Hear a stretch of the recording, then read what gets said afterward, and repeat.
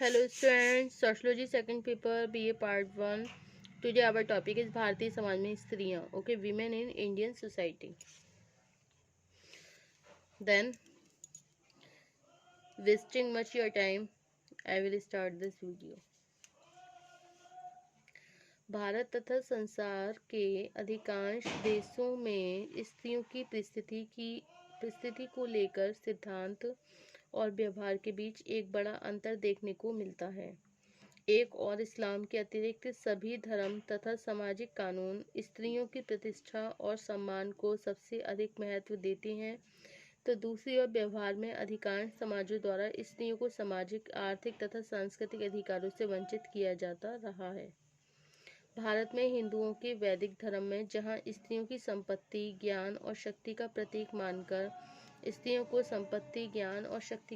मानकर उन्हें लक्ष्मी, सरस्वती और दुर्गा के रूप दे दिया गया है। मतलब लक्ष्मी, एक तरफ तो लक्ष्मी, सरस्वती और दुर्गा के नाम से पूजा जाता है उन्हें, जिसके साथ पुरुष किसी भी तरह का मनमाना व्यवहार कर सकते हैं। वही स्मृतिकालीन धर्मशास्त्रों में स्त्रियों को दासी अथवा वस्तु का रूप भी दे दिया गया है।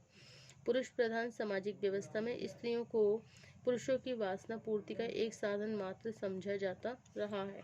ओके, तो भारत तथा संसार के अधिकांश देशों में जो स्त्री होती है उसकी परिस्थिति को लेकर सिद्धांत और व्यवहार के बीच एक बहुत बड़ा अंतर देखने को हमें मिलता है। ओके, एक और इस्लाम के अतिरिक्त सभी धर्म तथा सामाजिक कानून स्त्रियों की प्रतिष्ठा, सम्मान को सबसे अधिक महत्व देते हैं, तो दूसरे व्यवहार में अधिकांश समाजों द्वारा स्त्रियों को सामाजिक, आर्थिक, सांस्कृतिक अधिकारों से वंचित किया जाता रहा है।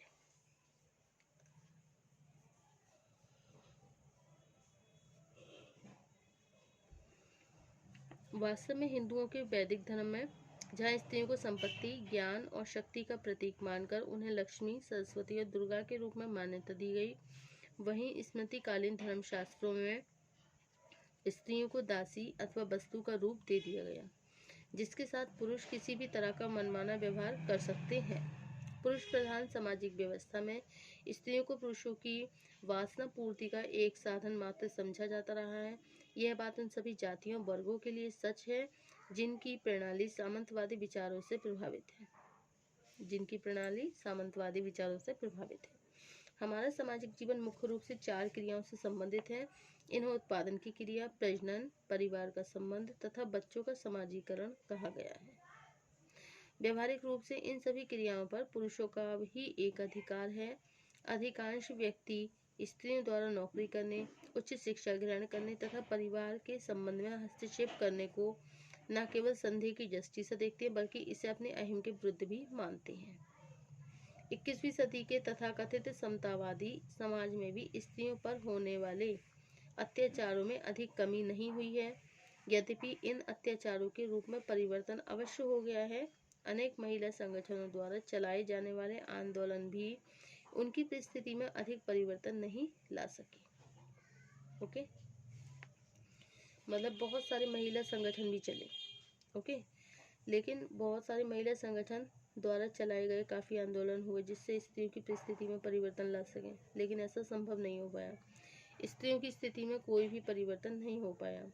इन दशाओं के बीच यह जानना आवश्यक हो गया है कि भारतीय समाज में समय समय पर स्त्रियों की परिस्थिति में किस प्रकार परिवर्तन हुए तथा वर्तमान युग के समताकारी मूल्यों ने स्त्रियों की परिस्थिति को किस प्रकार प्रभावित किया। ओके, ये जो वर्तमान समय है, तो वर्तमान समय में स्त्रियों की परिस्थिति में किस प्रकार परिवर्तन हुआ तथा वर्तमान युग के समताकारी मूल्यों ने स्त्रियों की परिस्थिति को किस प्रकार प्रभावित किया है। ओके, तो क्योंकि पुरुष प्रधान सामाजिक व्यवस्था में स्त्रियों को पुरुषों की वासना पूर्ति का ही एकमात्र साधन समझा जाता रहा है।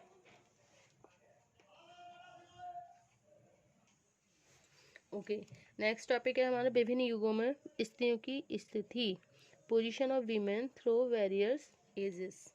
ओके, भारतीय समाज में स्त्रियों की स्थिति धार्मिक, राजनीतिक तथा सामाजिक व्यवस्था से प्रत्यक्ष संबंध रहा है।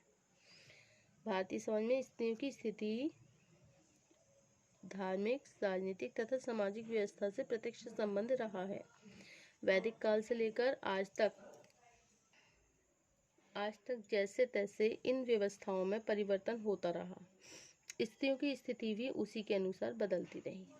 ओके, तो मतलब वैदिक काल से लेकर आज तक जैसे जैसे इन व्यवस्था में परिवर्तन होता रहा, स्त्रियों की स्थिति भी उसी के अनुसार बदलती रही। तो है वैदिक काल। स्त्रियों और पुरुषों के अधिकारों के दृष्टिकोण से वैदिक युग भारत का स्वर्णिम युग था।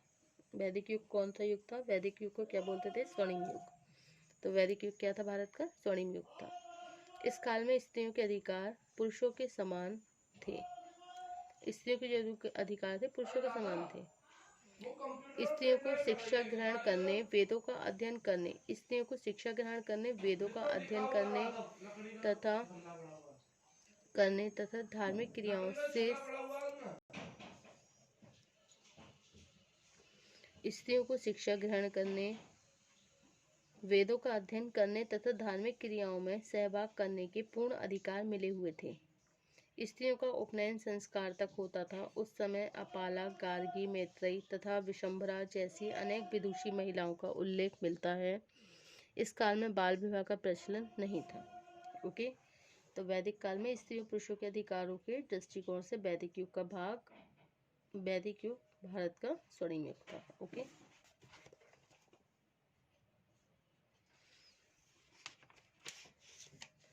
अब नेक्स्ट है आपका उत्तर वैदिक काल। Okay, so position of women through various ages. Okay, position of women, first Vedic period, second post Vedic period, and third है धर्मशास्त्र पीरियड, एंड फोर्थ है मिडिएवल पीरियड, एंड नेक्स्ट है British period. Okay, this is the position of women through various ages. अब हम बताएंगे आपको, अभी हमने आपको वैदिक काल के बारे में बताया कि वैदिक काल में स्त्रियों की स्थिति कैसी थी। अब नेक्स्ट है आपका उत्तर वैदिक काल। ईशा 600 वर्ष पहले, मतलब ईशा के लगभग 600 वर्ष पहले से इस काल की सामाजिक व्यवस्था में परिवर्तन होना शुरू हो गया।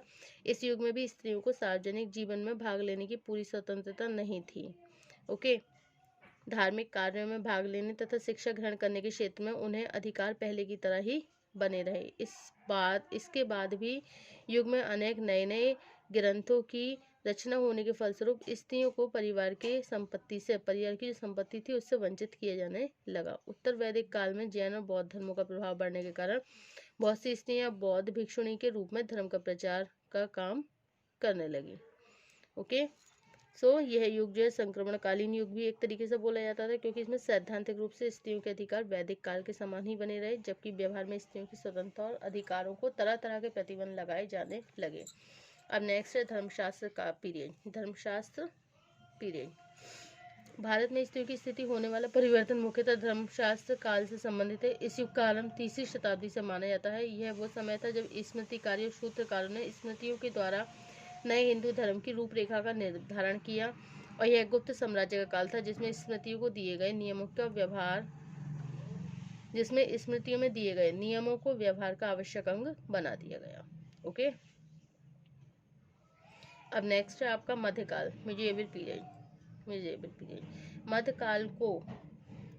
मध्यकाल को मुस्लिम शासन काल के नाम से भी जाना जाता है। इस युग का आरंभ 11वीं शताब्दी में हुआ। इस युग में स्त्रियों की स्थिति में जितना पतन हुआ उसकी कल्पना कर सकना बहुत कठिन है। धर्मशास्त्र युग में स्त्रियों को जिन अधिकारों से वंचित किया गया था उनका वास्तविक रूप मध्यकाल में ही स्पष्ट हुआ था। इस समय धर्म के नाम पर जिन प्रमुख दशाओं ने स्त्रियों के जीवन को नारकीय बना दिया उनमें सती प्रथा, बालिका हत्या, बाल विवाह, विधवा पुनर्विवाह पर नियंत्रण, बहुपत्नी विवाह, पर्दा प्रथा तथा संपर्क पर प्रतिबंध आदि प्रमुख हैं। यह सभी दशाएं एक दूसरे का कारण और परिणाम बन गई। नेक्स्ट है आपका ब्रिटिश पीरियड। यह काल 19वीं शताब्दी के आरंभ से सन 1947 तक का था, और इस काल के आरंभ में सभी कुप्रथाएं समाज का अभिन्न अंग बनी रहीं, जिनका विकास मध्यकाल में हुआ था। कुलीनता की धारणा के कारण ब्रिटिश काल में दहेज प्रथा का भी प्रचलन हो गया, जिसके फलस्वरूप लड़कियों को एक भार के रूप में देखा जाने लगा। इसके बाद भी ब्रिटिश काल इस दृष्टिकोण से महत्वपूर्ण है। ओके, अब नेक्स्ट है आपका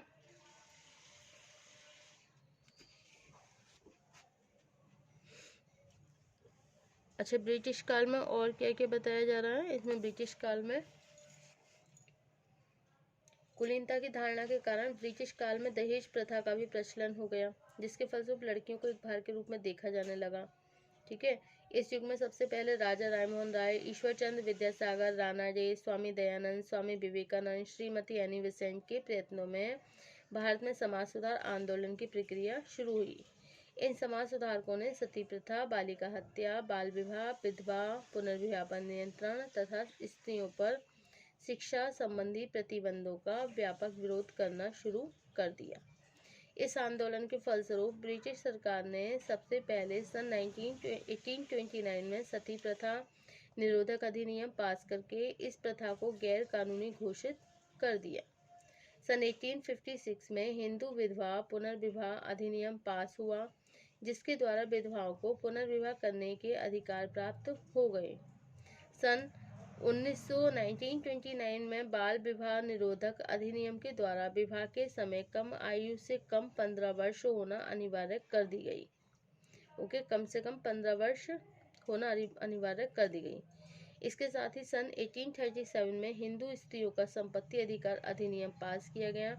इसके द्वारा स्त्रियों को अपनी संपत्ति बेचने या किसी अन्य व्यक्ति को हस्तांतरित करने का अधिकार मिल सके। इन कानूनों के बाद भी स्त्रियों की स्थिति में कोई सुधार नहीं हो सका। ओके, विभिन्न युगों में स्त्रियों की स्थिति में होने वाले परिवर्तनों को देखने से यह प्रश्न उठता है कि वो कौन कौन से कारण हैं जो स्त्रियों की स्थिति को इतना दयनीय बनाने के लिए उत्तरदायी सिद्ध हुए हैं। फर्स्ट है पुरुष प्रधान सामाजिक व्यवस्था, सेकंड है शिक्षा का अभाव, थर्ड है बाल विवाह, फोर्थ है संयुक्त पारिवारिक व्यवस्था और नेक्स्ट है कन्यादान के आदर्श। ओके, हिंदू स्त्रियों की परिस्थिति को निम्न बनाने का सर्वप्रथम कारण वे स्मृतिकालीन व्यवस्थाएं हैं जिन्होंने जैन और बौद्ध धर्म के प्रभाव को बढ़ाने से रोकने के लिए समाज में इतने बड़े वर्ग को चेतनाहीन और विवेक शून्य बना दिया। ओके, सो नेक्स्ट टर्न पे होगा हमारा position of women in modern India. Thank you for watching this video.